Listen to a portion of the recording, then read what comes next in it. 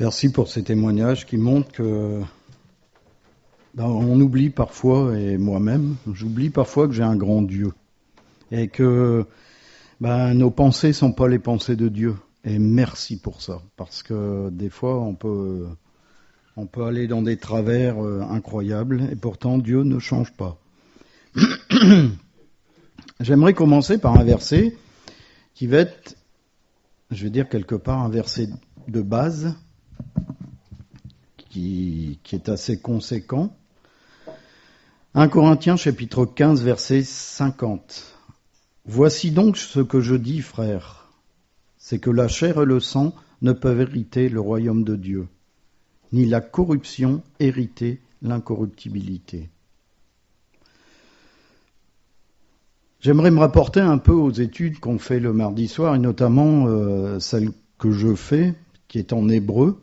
Et bon, je ne vais pas expliquer tout ce qu'on a vu déjà depuis maintenant, mais si on se recule et qu'on regarde Hébreu dans les grandes lignes, l'auteur, il essaye par tous les moyens d'expliquer aux Hébreux qu'ils ne doivent pas s'attacher aux choses terrestres. Parce que ce que Dieu avait mis en place dans la loi, ça leur permettait d'avoir quelque part leur corps et tout, je vais dire protégé, entre guillemets, mais qu'il y avait plus. Et que l'auteur voulait les emmener dans des profondeurs spirituelles. C'est-à-dire que maintenant, c'était en Jésus-Christ que tout était basé. Que Jésus-Christ avait fait ce qu'il fallait, il avait donné sa vie, que le sang avait coulé, et que le péché était effacé. Bien sûr, je ne rentrerai pas parce que vous imaginez avec tous les chapitres qu'on a déjà étudiés, mais simplement pour vous expliquer que c'est pas parce qu'on vient à l'église, c'est pas parce que peut-être on lit sa Bible de temps en temps qu'on est sauvé. Mais on est sauvé parce qu'on a reçu Jésus-Christ. On est sauvé parce qu'on a connu la nouvelle naissance. Et ce que je vous dis là maintenant, si je vous disais autre chose, je serais anathème. C'est-à-dire que c'est pas en restant dans nos corps actuels, dans nos pensées actuelles, qu'on est sauvé. Mais il faut naître d'eau et d'esprit. Comment expliquer ça ? Le Seigneur m'a guidé sur un passage de la parole qui est vraiment une histoire qui est tragique. C'est l'histoire du peuple d'Israël. Ça se trouve en Juges, chapitre 5, versets 6 à 8. Et vous allez sentir que rien qu'en lisant ces versets, je pense que tous, vous allez comprendre là où le Seigneur veut que nous allions. Juges, chapitre 5, versets 6 à 8. Au temps de Shamgar, fils d'Anath, au temps de Jaël, les routes étaient abandonnées, et ceux qui voyageaient prenaient des chemins détournés.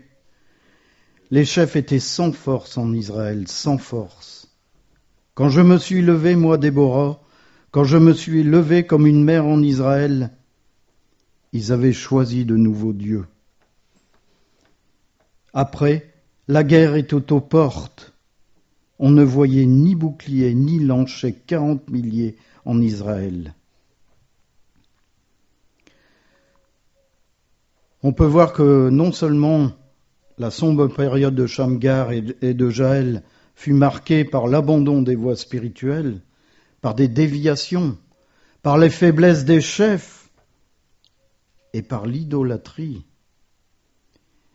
Mais il y avait d'autres signes qui montraient le déclin spirituel et moral du peuple. La première, c'est le verset 8. Alors, la guerre était aux portes. Ce qu'on peut voir, c'est les conséquences de ceux et du peuple de Dieu qui abandonnent le chemin divin, qui s'engagent dans l'apostasie, qui traverse une crise d'autorité. Pourquoi m'as-tu abandonné ? De toute façon, tu n'es pas là pour moi. D'autres s'inventent de nouveaux dieux. Mais malheureusement, il s'apprête à subir le châtiment de l'Éternel. Israël a mangé, comme on le sait, les fruits amers de sa désobéissance, parce que l'ennemi a envahi son territoire.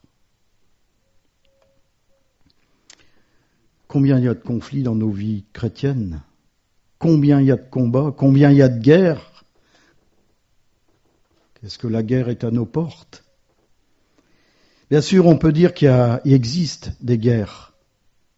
Et on va l'appeler ces guerres des guerres normales. Et vous allez comprendre pourquoi on appelle ces guerres normales. Parce que ce sont les guerres qui sont à la porte des chrétiens fidèles. Et justement à cause de leur fidélité, parce que le chrétien fidèle est souvent assailli par l'adversaire, tous ceux qui veulent vivre pieusement en Jésus-Christ seront persécutés. Paul à Timothée, 2 Timothée, chapitre 3, verset 12. Au reste, fortifiez-vous dans le Seigneur par sa force toute puissante. Fortifiez-vous dans le Seigneur. Quand la guerre va être aux portes, on le verra après, il faut que je sois fort. Revêtez-vous de toutes les armes de Dieu afin de pouvoir tenir ferme contre les ruses du diable. Car nous n'avons pas à lutter contre la chair et le sang, mais contre les dominations, contre les autorités, contre les princes de ce monde des ténèbres, contre les esprits méchants dans les lieux célestes. Éphésiens chapitre 6, versets 10 à 12. Mais l'infidélité spirituelle engendre des guerres anormales.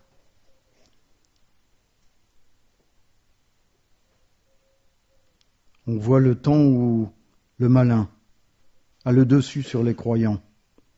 Le temps où le Saint-Esprit n'est plus à leur côté pour assurer leur victoire parce qu'ils l'ont attristé.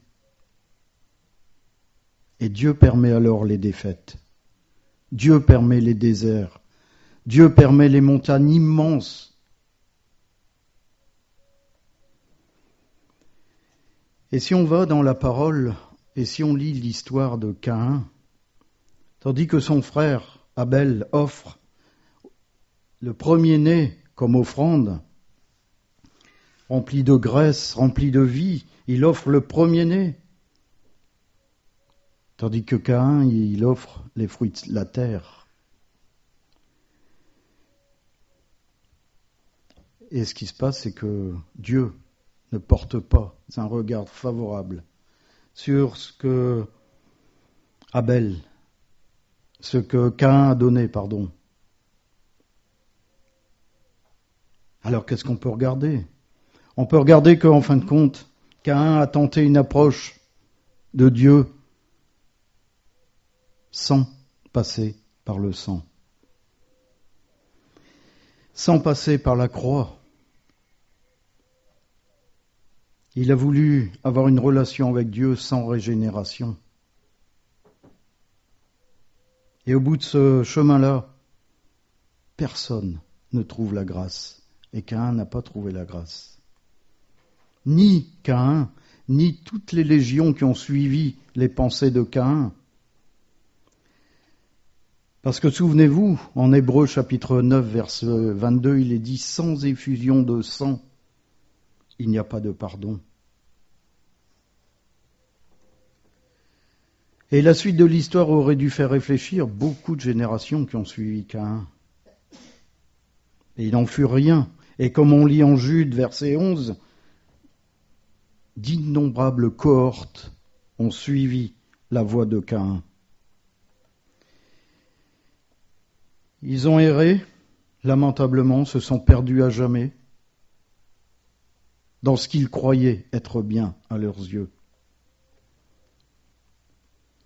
C'est alors que Caïn a été irrité, a été jaloux, il était abattu. Et la question c'est, d'après vous, est-ce que ce sont les fruits authentiques du chrétien? Est-ce que Lorsque je sors d'une réunion dans un tel état d'esprit, j'ai eu l'occasion de rendre grâce à Dieu, comme Anna vient de le faire, comme Christina vient de le faire. Est-ce que si je suis dans cet état-là, je suis capable de rendre grâce à Dieu? C'est pas possible. Parce que cette personne ne s'est pas glorifiée en Jésus-Christ. Parce qu'elle a mis sa confiance dans la chair. En Philippiens chapitre 3, verset 3. Car c'est nous qui sommes la circoncision, nous qui rendons notre culte par l'Esprit de Dieu, qui nous glorifions en Jésus-Christ et qui ne mettons point notre confiance en la chair. C'est un peu l'auteur des Hébreux qui est en train de dire, ne mettez pas confiance dans ce que vous faisiez avant, parce que ça ne vous suffit pas aujourd'hui à Jésus-Christ. C'est en Jésus-Christ que vous trouverez le salut. Dans son infinie bonté, Dieu adresse une parole à Caïn. Le message est limpide. La guerre est aux portes. Certainement, si tu agis bien, tu relèveras ton visage, et si tu agis mal, le péché se couche à la porte, et ses désirs se portent vers toi. Mais toi, domine sur lui. En Genèse chapitre 4, verset 7. Et on a vu que Caïn n'a pas dominé sur ce péché, ni sur l'envie qu'il a eu de tuer son frère. Et il a tué son frère. Et Jean nous exhorte à ne pas ressembler à Caïn. Ne ressemblez pas à Caïn qui était du malin et qui tua son frère. Et pourquoi le tua-t-il? Parce que ses œuvres étaient mauvaises et que celles de son frère étaient justes.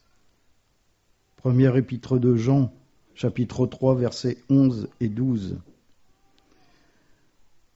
Si tu as été infidèle, si tu as mal agi, c'est sûr que la guerre est à la porte. Elle est à ta porte. La question c'est, est-ce que tu vas être vainqueur? Mais ça, il n'y a que toi qui pourras répondre. Et bien sûr, à l'inverse de Caïn, il y a Lot qui connut le secours de Dieu. Quand la guerre fut à sa porte, et vous connaissez cette histoire, nous savons qu'il y a eu 2 anges qui ont été envoyés par Dieu à Sodome. Et les gens de Sodome étaient méchants, étaient de grands pécheurs contre l'Éternel. Et ils se tinrent à la porte de Lot, parce qu'ils avaient vu ces anges, parce qu'on dit des hommes, mais c'était des anges, pressant Lot avec violence, ils s'avancèrent pour briser la porte.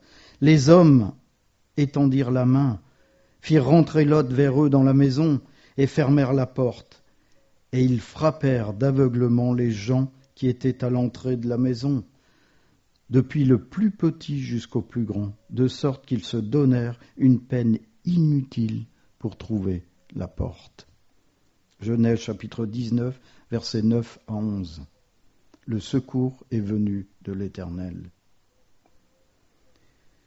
Quand la pression adverse était intense à la porte du juste, Dieu vient à son secours et il lui donne la victoire. Anna peut témoigner de ces choses. Christina peuvent témoigner de ces choses. Et parmi vous, combien peuvent témoigner que Dieu est venu à leur secours?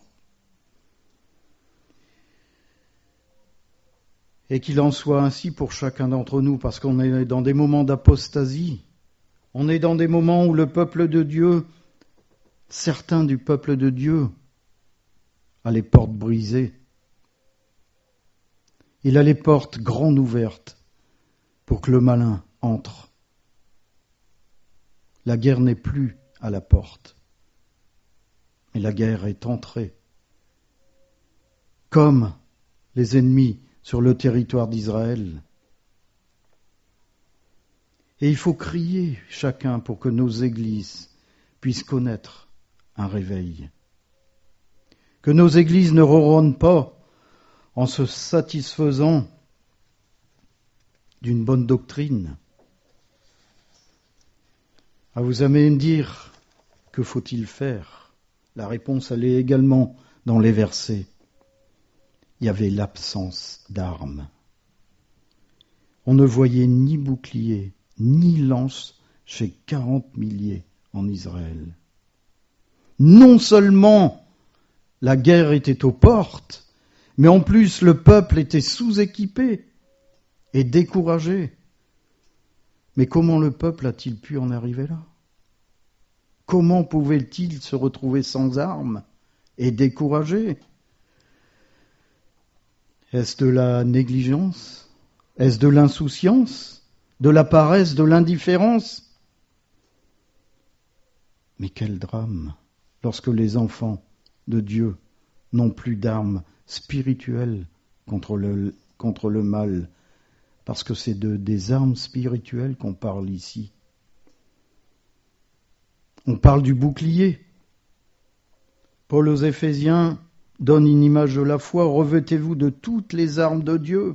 Prenez le bouclier de la foi avec lequel vous pourrez éteindre les traits enflammés du malin. On sait que dans la parole, la foi n'est pas la plus petite vertu spirituelle, puisqu'à 4 reprises dans la parole, dans le livre d'Habacuc, l'épître aux Romains, aux Galates et aux Hébreux, Dieu déclare « Mon juste vivra par la foi ». Il y a même Jésus qui s'interrogeait, et José nous le cite souvent. Quand le Fils de l'homme viendra, trouvera-t-il la foi sur la terre ? Et je vous disais tout à l'heure, la foi se résout pas à venir à l'église, se résout pas à ouvrir sa parole, parce qu'il faut que je lise un chapitre.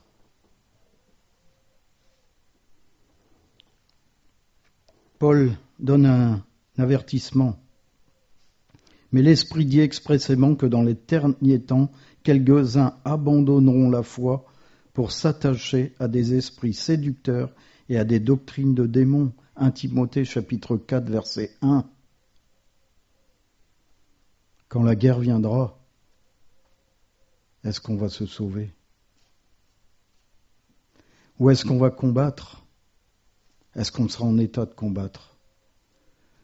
Parce que quelqu'un qui combat, c'est quelqu'un qui est armé, qui a les capacités de combattre. Et Dieu nous a donné chacun cette capacité. Dans l'armée, on avait obligation, quand on était à l'extérieur, de nettoyer très souvent son arme.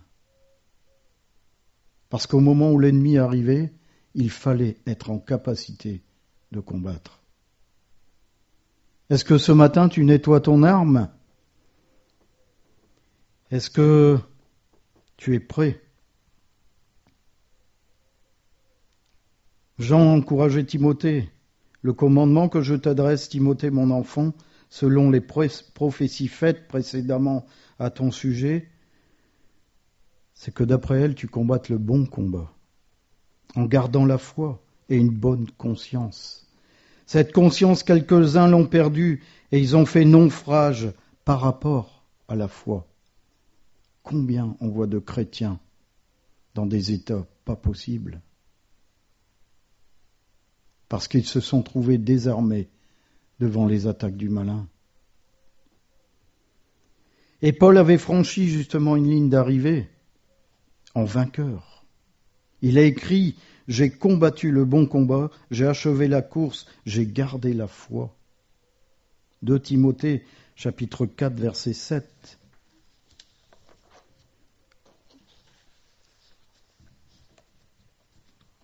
La lance qu'on a vue, elle nous enseigne, pour nous chrétiens, qu'il faut s'équiper d'une épée. Prenez aussi l'épée de l'Esprit qui est la parole de Dieu. Éphésiens chapitre 6 et verset 17. Quelle est notre force ? Quelle est notre sécurité aujourd'hui ? notre puissance, notre défense contre l'erreur, l'apostasie, les fausses doctrines, les tentations, les assauts de Satan. C'est la parole de Dieu. Beaucoup de croyants aujourd'hui n'ont pas l'épée dans la main, ni même dans le fourreau, parce qu'ils ne savent même plus où est l'épée.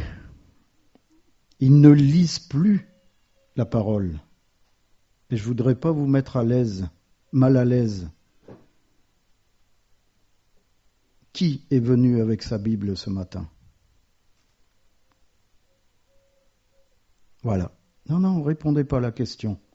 Regardez-vous, qui est venu avec la Bible ce matin?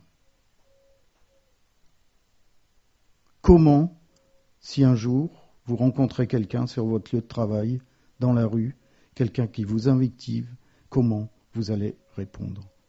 N'oubliez jamais qu'aux assauts du malin, Jésus a toujours répondu, il est écrit. La maladie du croyant, elle est là. Elle est là.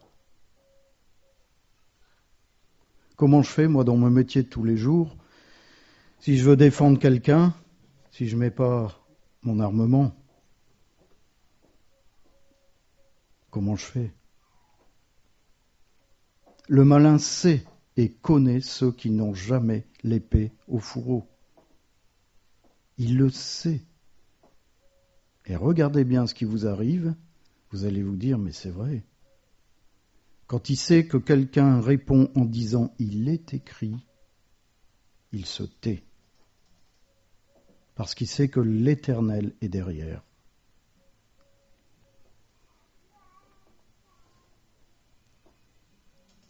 Il y a beaucoup, malheureusement, de chrétiens, comme j'ai dit, qui sont désarmés devant les assauts du malin. Ils sont sceptiques devant les promesses divines, séduits par des nouveautés doctrinales. Et je peux vous dire qu'il y en a. Et malheureusement, il y a des gens qui se perdent dans des choses incroyables. Ils oublient la simplicité de la parole de Dieu en s'attachant à des choses horribles et abominables. Et en essayant de faire croire à d'autres qu'elles viennent de Dieu.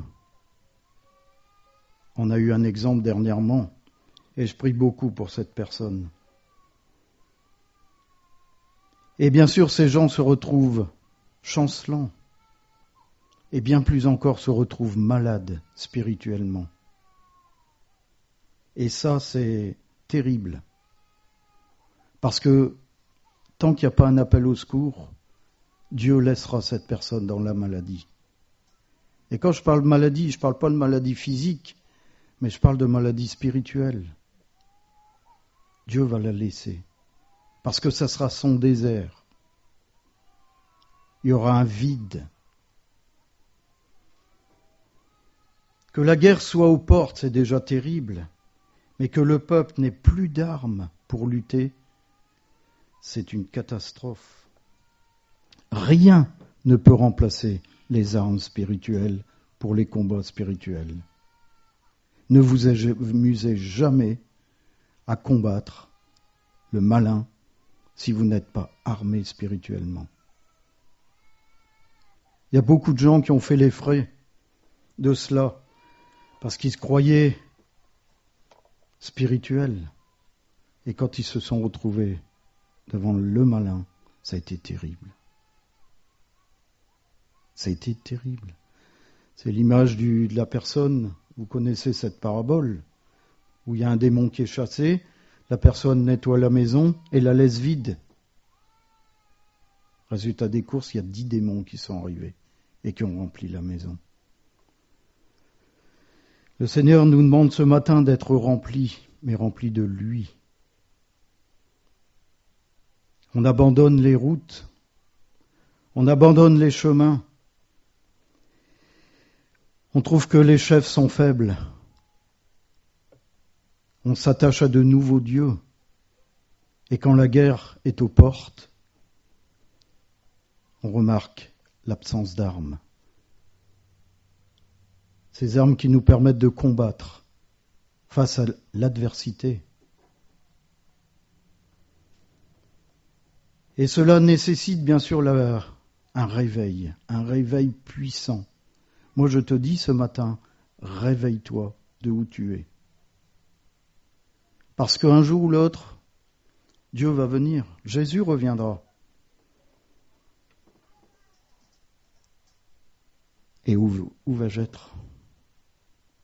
Est-ce que je vais être bercé d'illusions en me disant « mais je me suis assis pendant 30 ans, 40 ans, 50 ans dans cette église ».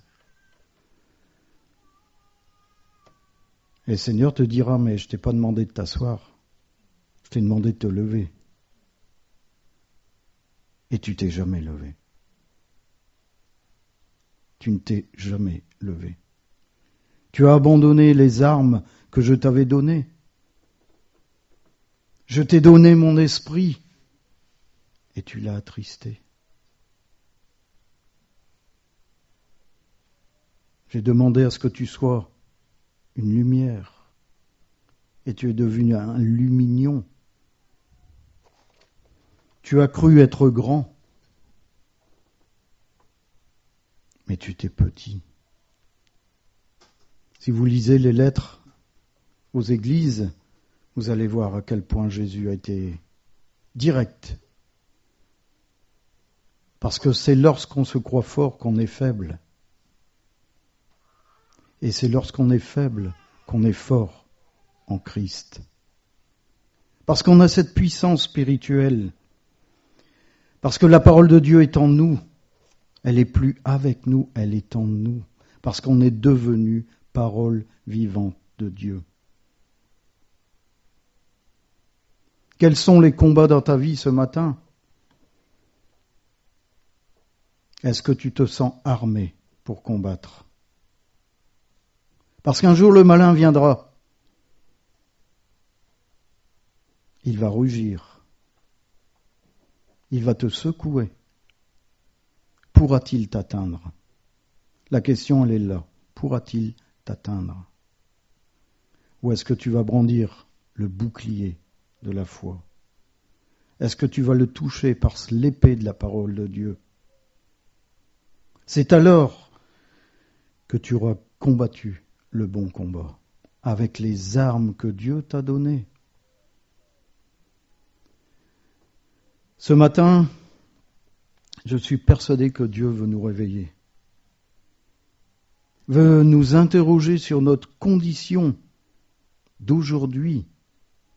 Est-ce que je suis un fier combattant ou est-ce que je suis un triste soldat sans armes et qui voit la guerre qui est à la porte ? Le Seigneur nous a donné la vie de Jésus.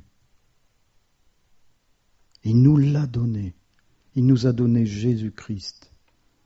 Pour qu'aujourd'hui le sang de Jésus-Christ efface le péché dans nos vies. Mais ça ne s'est pas arrêté là. Il a dit aujourd'hui vous allez être mes témoins.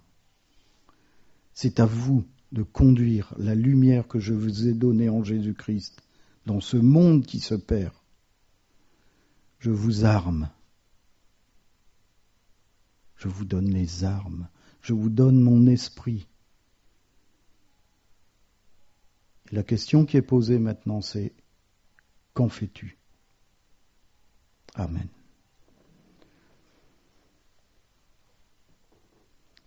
Seigneur, je te rends grâce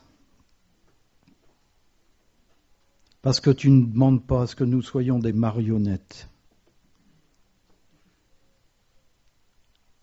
Mais Seigneur, tu demandes à ce que nous soyons participants du royaume de Dieu. Seigneur, tu nous as donné Jésus-Christ. Son sang a coulé pour nous justifier devant tes yeux.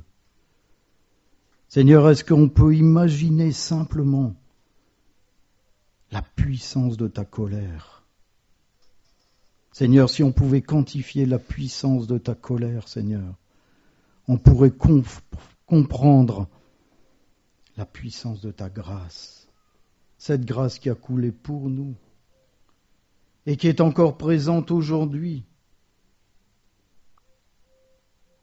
Seigneur, que tu puisses nous réveiller par ton esprit. Seigneur, que nous puissions nous lever de là où nous sommes, reprendre les armes si nous les avons point, et combattre le bon combat, celui que tu nous demandes de combattre. Parce que nous n'avons pas à combattre contre la chair et le sang, mais contre tous les esprits et dominations